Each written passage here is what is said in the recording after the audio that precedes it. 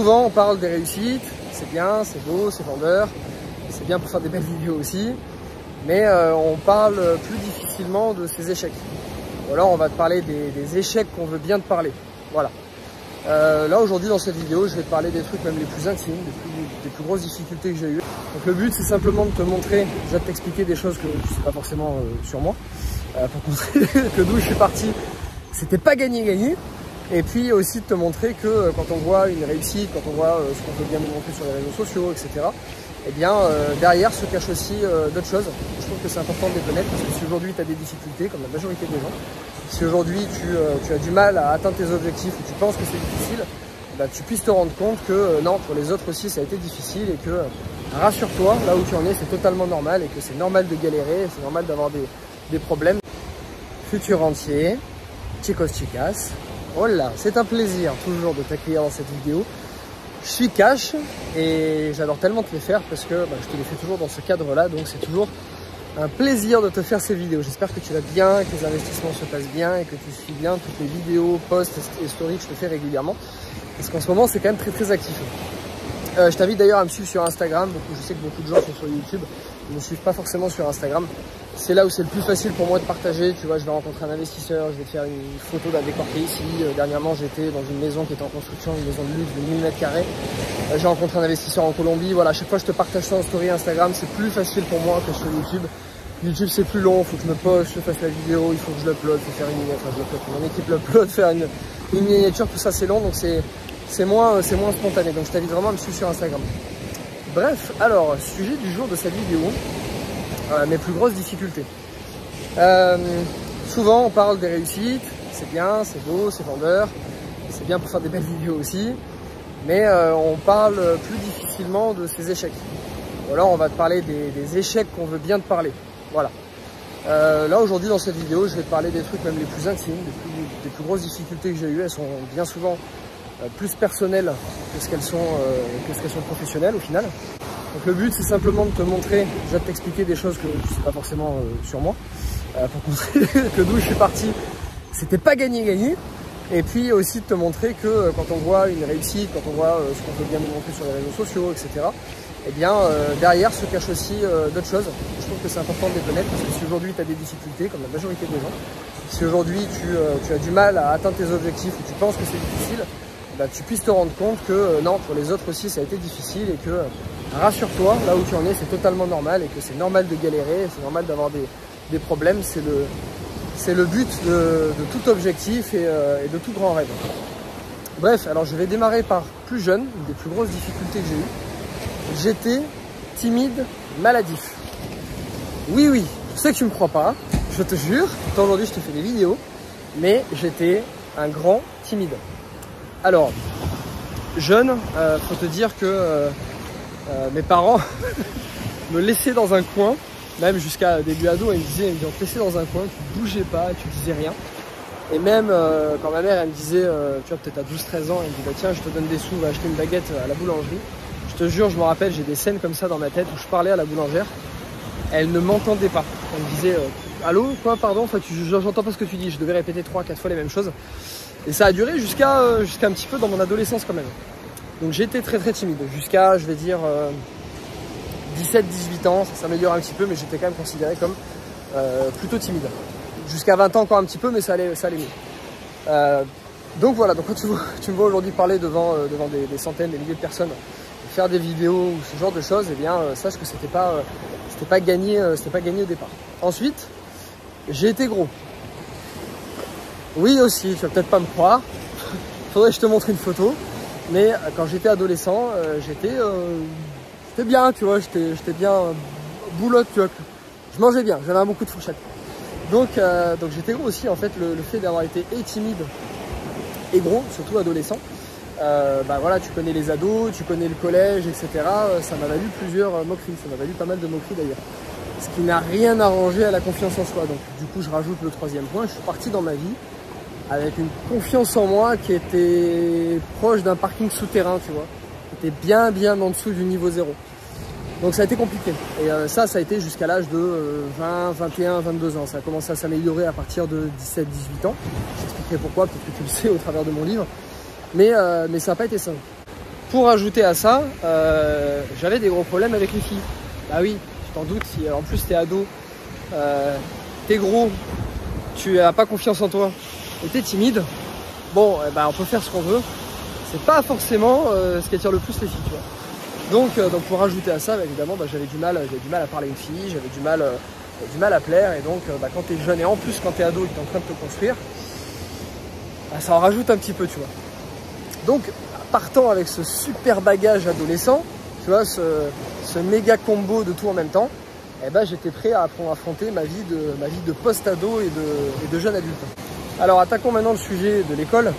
Il faut savoir qu'en troisième, le collège ne voulait pas me laisser passer au lycée général.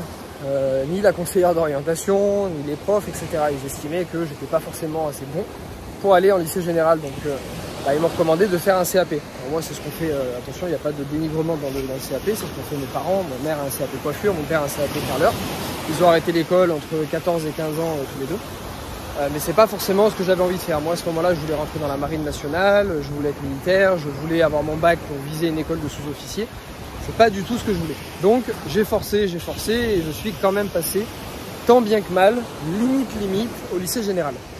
Je fais ma seconde générale, ça se passe à peu près bien, et puis là je décide de faire une première S parce que scientifique, pour l'école de sous-officier que je voulais faire, c'était plus adéquat qu'au tout début. Je voulais pas être commando marine, si tu savais ce que je voulais faire avant. Je voulais pas être commando marine, mais je voulais être océanographe météorologue. Donc c'était plus un aspect scientifique.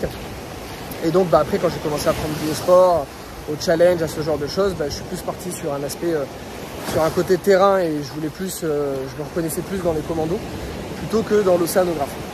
Donc du coup, je fais ma première S, que je finis en catastrophe, et vu les notes que j'ai, on me propose de passer en lycée technique. On me demande même pas en fait de redoubler ma première S, tellement que j'étais nul en maths, en physique, etc. On me propose même pas de changer de filière, on me dit simplement, écoute, va dans...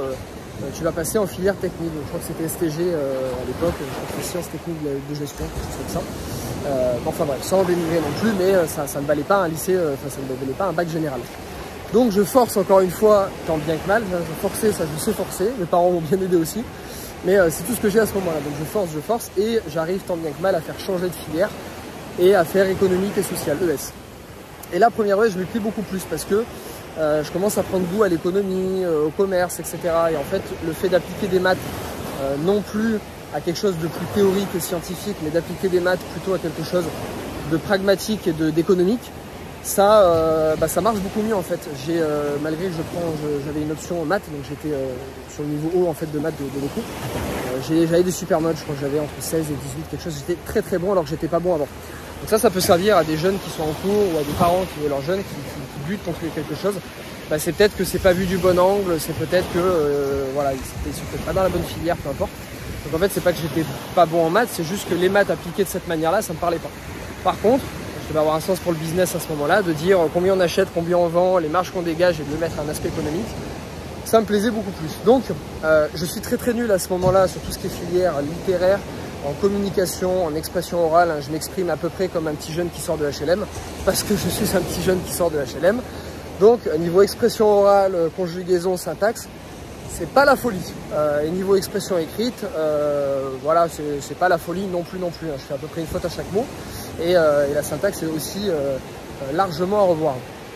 Donc c'est pas du tout mes domaines de prédilection, le littéraire. Aujourd'hui, tu vois, je m'exprime en public. Je suis peut-être pas le meilleur des orateurs, mais j'ai fait des progrès et j'estime que je m'exprime pas trop mal. Et puis j'ai écrit un livre.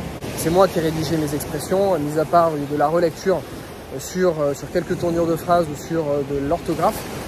C'est moi qui ai voulu tourner mes phrases et avoir ce style-là d'écriture qui me correspond bien. Donc j'ai en fait appris à écrire et j'adore ça aussi maintenant. Donc j'ai pris un axe qui était un peu plus littéraire, plus communication maintenant.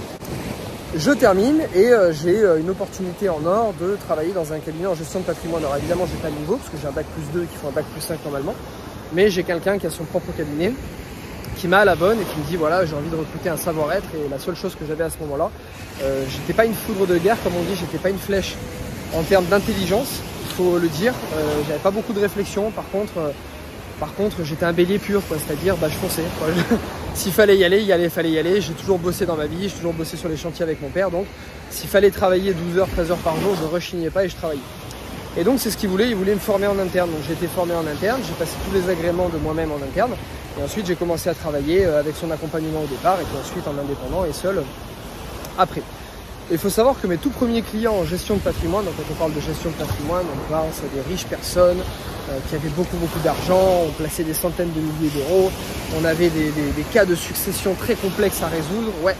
Et ben au début, j'ai démarré par des super clients qui étaient alternants. Oui, tu as bien entendu, mes premiers clients étaient étudiants en alternance, tout simplement parce qu'il fallait que je me fasse connaître et que personne ne me connaissait et que le deal que mon manager me prenne, c'était tu vas te faire tes propres clients. Et comme j'étais un bosseur, j'ai dit ok, je vais y aller. Donc au début, j'ai démarré avec des alternants. Donc va faire de la gestion de patrimoine avec des étudiants et des alternants. Et comme j'étais étudiant, je connaissais que des étudiants. Donc je me suis fait connaître auprès des étudiants et alternants, puis ils m'ont fait connaître auprès de leurs parents ou des amis à eux qui commençaient à travailler avec 1 500 € par mois. Donc avec 1 500 € par mois, tu fais pas de la gestion de patrimoine. Tu fais du conseil social éventuellement, parce que attention, il n'y a rien de péjoratif, mais tu n'as pas de patrimoine à gérer. Donc tu expliques des conseils de gestion, comment ils peuvent mieux gérer leur argent, d'où le goût que j'ai pris à expliquer à des gens qui ne gagnent pas d'argent comment bien le gérer, parce que pour moi c'était ce qui avait le plus utile et c'est ce qui me faisait triper le plus en plus. Et petit à petit, après 1 an et demi, 2 ans d'acharnement, j'ai commencé à passer sur des clients, des avocats, des médecins, des dentistes, des gros chefs d'entreprise pour finir après 5 ans sur des personnes qui avaient des millions d'euros de patrimoine, placer des centaines de milliers d'euros et donc des cas qui étaient un petit peu plus intellectuellement plus stimulants. Mais en termes de motivation, c'est celui qui gagne 1 500 ou 2 000 € par mois qui me plaisait en fait parce que ça ressemblait à mes parents, ça ressemblait à ce que j'avais vécu et ça ressemblait à des gens que je connaissais dans mon entourage qui ne savaient pas gérer leur argent et comme je savais dans quoi ils fonçaient s'ils géraient mal leur argent, et si tu veux ça m'animait plus en fait de les conseiller eux. Bon, je ne gagnais pas d'argent dessus donc je trouvais un juste milieu entre ce pourquoi je m'éclatais et là où je gagnais de l'argent. Donc il faut savoir qu'avant de commencer à bien me débrouiller en gestion de patrimoine, j'ai eu des grosses difficultés qui ont failli me faire arrêter. Un des premiers clients, je me rappelle très bien, dès que j'ai commencé à passer sur des clients qui gagnaient un petit peu d'argent, alors pas beaucoup, qui gagnaient au moins 1 800 - 2 000 € par mois. Donc après les alternances, c'était peut-être dans mon 2e mois d'activité. Je suis tombé sur un mec, je me rappelle très bien, dans l'arrière-pays niçois. Petite maison, tu vois, pas très bien entretenue. Le vrai niçois, tu vois, le vrai ancien niçois et tout. Très brut de décoffrage, pas de problème, je viens d'une famille d'artisans, je suis prêt, vas-y.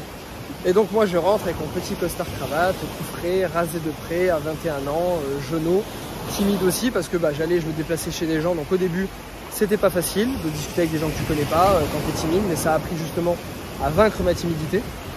Et donc je me retrouve face à un client qui me reçoit, on sait pas très bien pourquoi il me reçoit, parce qu'à ce moment-là je suis plus en train de faire l'aumône, à demander à des gens de me rencontrer pour me faire connaître et puis monter sur des cibles de clients qui m'intéressent plutôt que de vraiment avoir des conseils intéressants.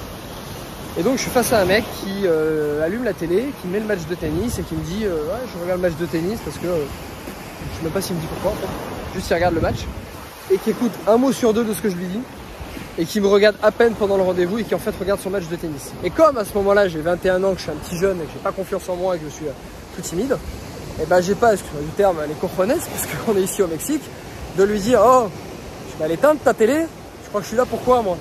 Non, à ce moment-là j'ai juste bien fermé ma bouche et puis j'ai essayé tant bien que mal de faire mon rendez-vous qui a évidemment rien donné et donc je suis bien passé pour un con à ce moment-là et je me rappelle très bien de ce rendez-vous. Ensuite, parce que ça s'est pas arrêté là, j'ai continué à avoir énormément de difficultés. Il faut savoir que dans ce métier, surtout au début quand tu veux te faire connaître, les gens ne te connaissent pas, les gens ne savent pas pourquoi tu vas venir et puis tu as des clients qui ne comprennent pas vraiment ce que c'est de la gestion de patrimoine, ce que je t'ai dit au début. Je vais me faire connaître par des gens qui n'avaient pas beaucoup d'argent pour monter petit à petit, me faire les dents on va dire, et puis monter sur des cibles qui m'intéressaient. Donc au début, c'est des rendez-vous que tu places à 100 km de chez toi, à 8 h du soir, et puis tu arrives à 8 h du soir, tu tapes à la porte et il n'y a personne qui répond. Tu appelles, personne ne répond. Ou alors à 7 h 55, on t'envoie un pauvre petit SMS pour te dire désolé, ce soir je peux pas. Puis tu appelles, évidemment derrière, puis la personne ne répond pas, parce que je me dis, ce serait trop dur de t'annoncer directement par téléphone qu'elle peut pas, tu vois. Le courage, c'est quelque chose qui manque chez beaucoup de personnes. Ou alors, tu programmes un rendez-vous un samedi matin, tu te lèves exprès et la personne n'est pas là. Ou alors, tu signes des contrats, tu en as pour 3 ou 4 heures à signer des placements et des contrats. Et puis, tu t'aperçois le lendemain que tu reçois un pauvre SMS en te disant que finalement, vous allez annuler tous les contrats. Puis quand tu discutes, tu découvres qu'en fait, dans le couple, il y a madame qui a dit qu'elle voulait faire une cuisine ou acheter une voiture. Ou monsieur qui avait prévu de faire complètement autre chose. Peu importe. Et des cas comme ça, j'en ai eu des centaines et des centaines et des centaines. Donc chaque jour, il fallait sortir les dents et continuer et continuer. Et des fois, tu signais des contrats et on te les annulait. Ou des fois, on changeait. Ou des fois, il fallait repasser chez le client. Ou des fois, il répondait pas. Et des fois, il n'était pas là. Et ça pendant longtemps, jusqu'à ce qu'après 1 an et demi, 2 ans, à me battre continuellement, à continuer, enfin, je commence à tomber sur une clientèle qui est intéressante, une clientèle qui est plus sérieuse, une clientèle qui connaît mes conseils, parce que maintenant, je suis beaucoup plus formé. Et donc, mes conseils sont de qualité. Ils commencent à devenir de qualité. Donc, les gens comprennent l'intérêt. Je leur fais gagner beaucoup plus d'argent. Donc, j'ai presque plus besoin de démarcher. C'est les gens qui m'appellent pour venir me voir. Voilà. Et donc, à partir de ce moment-là, je commence à vraiment prendre du plaisir dans mon métier et non plus à survivre comme je le faisais avant. Et donc, avant de parler avec pédagogie, de finance, d'investissement immobilier et de fiscalité, comme je peux te le faire au travers de vidéos, et ben, ça a été des centaines et des centaines et des centaines de clients chez qui je suis allé, chez qui je me suis pris les portes, chez qui j'ai fait 100 km un soir à 20h30 pour rien, avec qui j'ai signé des contrats jusqu'à 11h du soir pour que le lendemain on t'envoie avec un pauvre SMS, on annule. Et ça, je l'ai vécu. Et c'est seulement après l'avoir fait, continuer, que seulement j'ai pu devenir pédagogue dans ma façon d'expliquer, parce que je l'explique à tellement de personnes différentes, de tellement de milieux différents, de tellement de revenus différents, que voilà. Et je vais te parler d'une autre expérience qui m'est arrivée aussi en gestion de patrimoine. Après, je passerai sur les autres sujets. Je t'évite, j'ai eu tellement d'expériences, je te jure, que ces rendez-vous en gestion de patrimoine, je pourrais en écrire un livre. Tellement il m'est arrivé de trucs, de galères, et tellement je me suis dit, j'en ai marre de ce taf, je vais arrêter. Heureusement, je vais pas arrêter. Donc si aujourd'hui, galère sur quelque chose et que tu dois te relever 1000 fois, comme là je t'ai expliqué, continue, serre les dents, ferme le cerveau, continue, et crois-moi, ça va payer un jour. Crois-moi. Parce que je me suis éclaté dans ce métier. Ça a été la meilleure chose qui me soit arrivée. Avec mon diplôme, j'aurais jamais pu prétendre à quelque chose d'aussi intéressant. Et j'en serais pas là aujourd'hui, j'aurais pas cette réflexion que j'ai aujourd'hui, j'aurais pas cette facilité de communiquer, j'aurais pas cette aisance à l'oral, cette façon de comprendre la finance. C'est bien immobilier, j'aurais pas tout ça. Donc voilà, le travail paye tout. Donc je te raconte une petite histoire, celle-ci était exceptionnelle. Je crois que ça a été une des seules fois, vraiment l'unique fois où je suis sorti, j'ai appelé mon manager, j'ai dit maintenant, j'arrête, c'est fini. Heureusement, il m'a convaincu du contraire. Je vais à un rendez-vous, en fait, je rencontre un rendez-vous, donc là j'étais dans la phase des jeunes, donc ça faisait peut-être 4 à 5 mois que j'étais en activité. Après les alternants, je commence à rencontrer des jeunes actifs, donc là cool, j'ai commencé à avoir des salaires, donc peut-être pour des gens qui parlent 50, 100 euros par mois. Et pas encore dans de la gestion de patrimoine, mais ça commence à payer un petit peu. Je rencontre un couple et en fait je me rends compte que la fille du couple, je la connaissais quand on était au lycée, alors je l'avais vue 2-3 fois, tu vois, on a peut-être parlé 2-3 fois ensemble. C'était pas une amie, mais en tout cas je la connaissais, donc c'est cool, on parle, le courant passe super bien, ils adorent ce que je fais. Je leur apprends énormément de choses, tout se passe bien. Puis comme ils sont jeunes, ils me disent écoute, pour le rendez-vous suivant, où je vais analyser leur situation et puis leur trouver les assurances qu'il faut. Là je faisais plutôt du courtage, donc les assurances et quelques placements. Il dit on va se voir chez mes parents parce que voilà, j'ai envie qu'ils voient un peu ce que je vais faire et qu'ils prennent la décision avec pas de problème, très bien. Deuxième rendez-vous, je monte dans une très très belle maison dans l'arrière-pays niçois, toujours.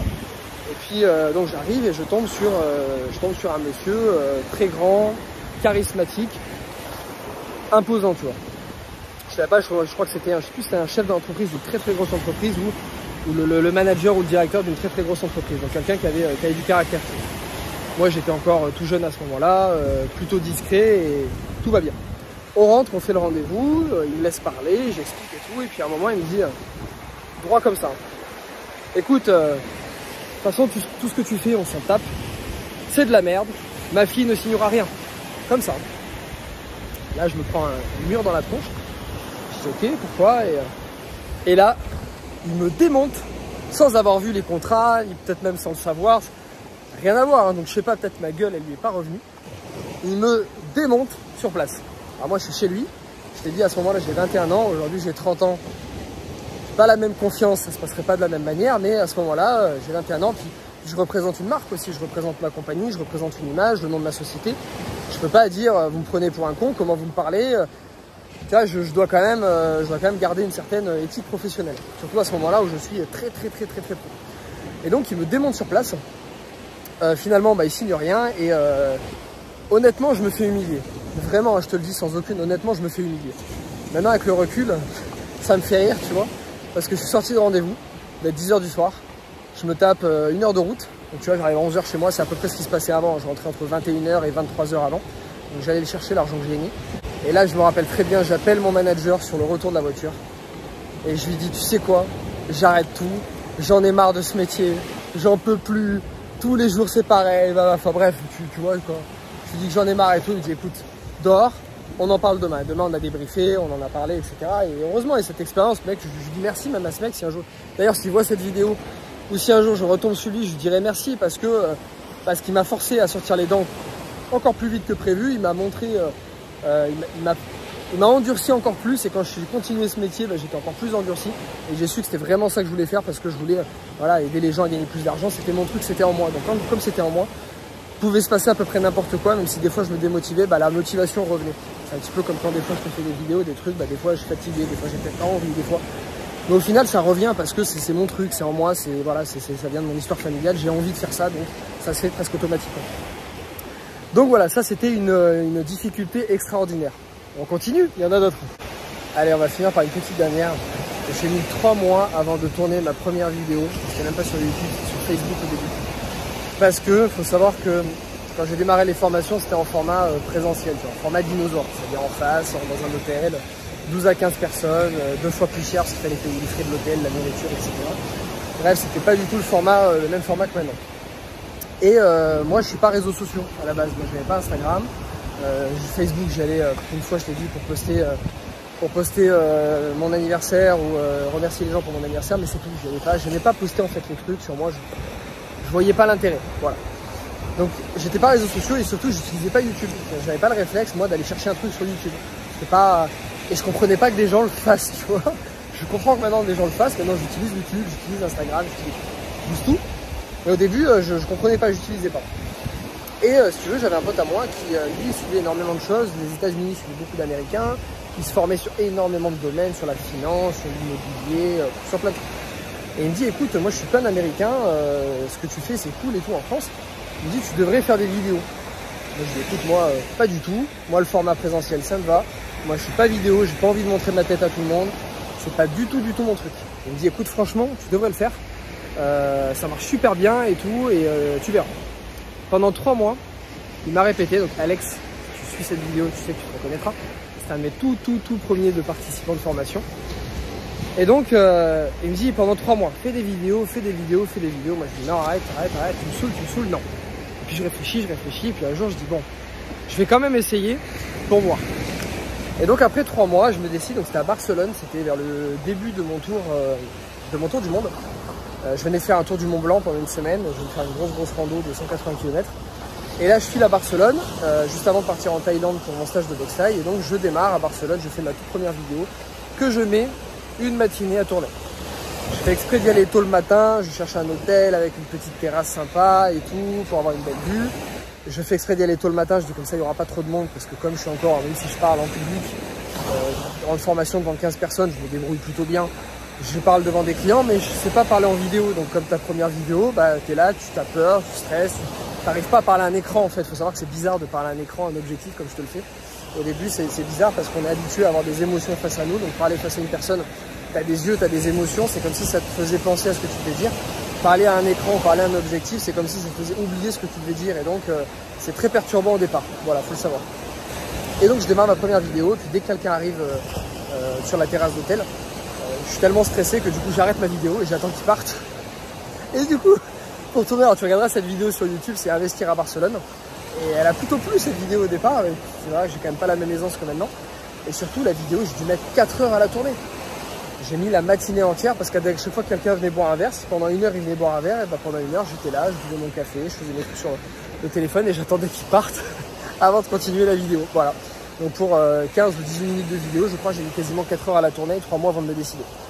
Et en fait, finalement, ça a été super bien accueilli. Les gens ont adoré, m'en ont demandé plein d'autres. Et c'est là que j'ai dit, ah, mais en fait, ça marche. Au final, c'est peut-être pas si dur de faire des vidéos. Puis j'ai continué, puis j'ai progressé. Ensuite, je suis parti en Thaïlande, j'ai commencé à faire beaucoup plus. Et puis c'est là que j'ai commencé à être connu sur les réseaux sociaux et tout ça. Alors, la toute première fois que j'ai annoncé, donc j'étais avec une ex-copine à ce moment-là, que je lui ai annoncé que je voulais créer ma formation, que je voulais être formateur. Les premiers mots qu'elle m'a dit, c'était, on voudrait voir mes yeux, elle m'a dit, ah, tu vas être formateur. À peu près avec cette tête, tu vois, presque de dégoût. Elle qui était très branchée sur le niveau social que tu pouvais avoir, etc. Voilà, dans sa famille, c'était quelque chose qui était important. Et bien quand j'ai dit, je vais créer ma formation, enfin je vais devenir formateur. C'était presque signe de formateur, tu vois. Ah ouais. Ah là, c'est bien, amuse-toi bien. C'était un peu ça, tu vois. Et donc, moi, à ce moment-là, ça m'a juste dit, ouais, c'est pas grave, je m'en fous. Ensuite se passe donc ma toute première formation. Donc, c'est super. J'ai à peu près 12 personnes en face de moi. Donc, j'ai fait des petits groupes de 12 à 15 personnes. Ça fonctionne très bien, les premières. J'ai à peu près la moitié qui sont des amis ou des connaissances. Hein, parce que pour me faire connaître, j'ai fait une soirée un jour dans un hôtel. J'ai invité tout mon Facebook.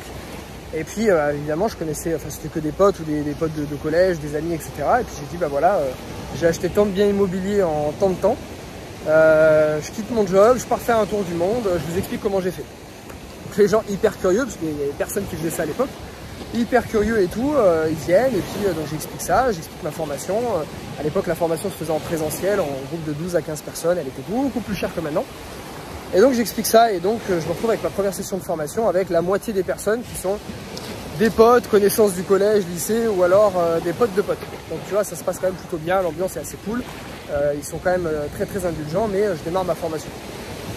Et là, après à peu près 15 minutes de formation, arrive un trou de mémoire. Mais comme jamais de ma vie, j'ai eu un trou de mémoire comme ça. Déjà quand je parle en public, j'apprends pas par cœur. C'est pas quelque chose que j'aime, je préfère être naturel, je sais les sujets que je vais aborder, alors ça dépend de si demain je fais une soirée, un événement et que je dois parler pendant 10-15 minutes, à part 3 bullet points, je vais rien préparer, hein, je parle naturellement. Demain je fais un séminaire, évidemment je vais beaucoup plus le préparer, mais je ne fais jamais de par cœur. Je te conseille pas d'ailleurs de faire du par cœur si tu fais de l'oral. Il faut apprendre à rebondir, à être réactif, à apprendre à gérer un problème s'il y en a un et pouvoir repartir sur ton discours sans perdre tes idées, ça oui, mais apprendre du par cœur je te déconseille. Mais j'étais sur quasiment du moitié par cœur au début, pas moitié par cœur, mais au moins un tiers, tu vois. Et là, j'ai un trou de mémoire avec le stress. Pendant 5 minutes, je sais plus quoi dire. Et heureusement, ils sont gentils, ils sont indulgents, ils essaient de trouver, tu vois, ils me disent, mais ah, peut-être que tu voulais dire ça. Non, peut-être que c'est ça. Et moi, je dis, non, non, c'est pas ça. Mais ça vient pas, tu vois, ça vient pas. Et donc ça, je me rappelle, c'était génial. Et ensuite, j'avais prévu un petit exercice que j'avais vu sur YouTube, sur l'apprentissage, en fait. Et je leur fais cet exercice et je m'attendais à ce qu'il y ait des super réactions et tout, en fait. Il y a presque un blanc, tu vois, je pense que, je sais même pas s'ils ont compris l'exercice ou juste c'était dans l'attente en disant ouais ok, et puis moi j'étais là persuadé que tout le monde allait être éclaté et en fait pas du tout. Donc là je me suis senti un peu con aussi, puis je suis vite passé à autre chose. Là je voulais plutôt te parler de ma vie personnelle, de ce qui s'est passé avant et te montrer que pour arriver jusqu'à ce niveau-là, il m'a fallu beaucoup travailler, subir énormément de critiques, d'erreurs, de pertes et puis se relever comme les rendez-vous en client en gestion de patrimoine et jusqu'à ce que je sois par exemple à l'aise en public. Voilà, futur entière, j'espère que cette vidéo vous a plu. J'étais cash au début de ces vidéos, j'ai aussi été transparent et je t'ai expliqué des trucs que j'explique pas forcément avant sur ma jeunesse et tout, mais je m'en fous, je pense que c'est bien que tu saches aussi d'où je viens, par où j'ai démarré. Et j'espère que cette vidéo t'a plu, alors tu me mettras des likes ou pas, tu feras ce que tu veux, mais ça me fait plaisir si t'en mets, ça mettra aussi en avant cette vidéo. Dis-moi en commentaire qu'est-ce que tu as pensé de cette difficulté, est-ce que tu en as eu toi aussi, est-ce que tu arrives à les résoudre. Je pense qu'entre vous en commentaire, si vous parlez, c'est bien. Tu vois, moi j'ai ces difficultés là, et puis aujourd'hui je fais ça, et puis j'ai réussi à passer outre. Quelqu'un qui passe juste derrière, un petit jeune ou pas, qui lui a les mêmes difficultés, il se dit en fait, t'arrives pas à parler, et puis finalement aujourd'hui t'es intervenant en conférence.